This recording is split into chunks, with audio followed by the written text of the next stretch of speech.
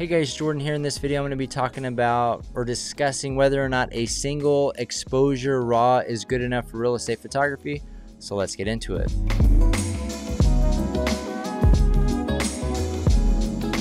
Alright, so if you're new to my channel, I talk about real estate photography pretty much every day. So if that's a topic you're interested in, make sure to subscribe. In this video I'm going to be talking about single exposure RAW images and if they're sufficient for real estate photography. Now, in my opinion, single exposure RAW can be. So I guess the answer is yes and no. And the yes or no really depends on the end product that you're trying to create. What's your end result that you're trying to create? If you are somebody that really obsesses about having the crispest windows, like the most detail outside, then I would say you need 2 exposures in most scenarios. There are times where the lighting on the interior of a property is really bright and it maybe matches exterior, especially during twilight.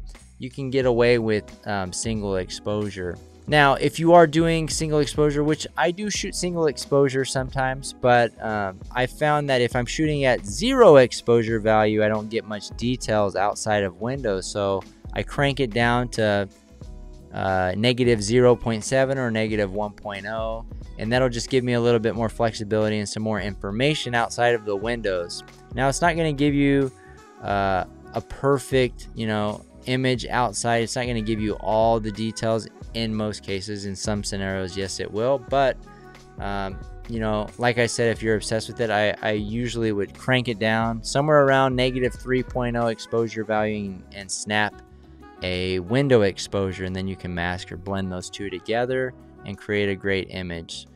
So depending on your end result, from a workflow perspective, single exposure RAW makes a lot of sense. You can really become very efficient shooting single exposure RAW versus multiple, but then your product might not be what you're trying to create. So you kind of got to figure out, all right, what product am I okay delivering to my customers? Does everything need to be buttoned up? Am I charging a whole heck of a lot for these shoots and I need my windows to be extra clear? Or does it not matter that much? Is this a run-of-the-mill house? There's nothing good to see outside, so maybe the views don't matter so much, right? So anyways, it really just depends on the end product that you're trying to create. And it might just make sense to do process HDR. You can just do brackets and just blend those, and that won't slow down your workflow all that much. It's more computer resource power management. But yeah, in my opinion, recently over the last several years, single exposure RAW, especially Sony, right, I did notice a good difference between when I went from a Canon camera to a Sony. I think I was shooting with the Canon, what was it? It was the Mark III, and then I went to the Sony, I think it was A7R, the original A7R, and it was it was a 5D Mark III.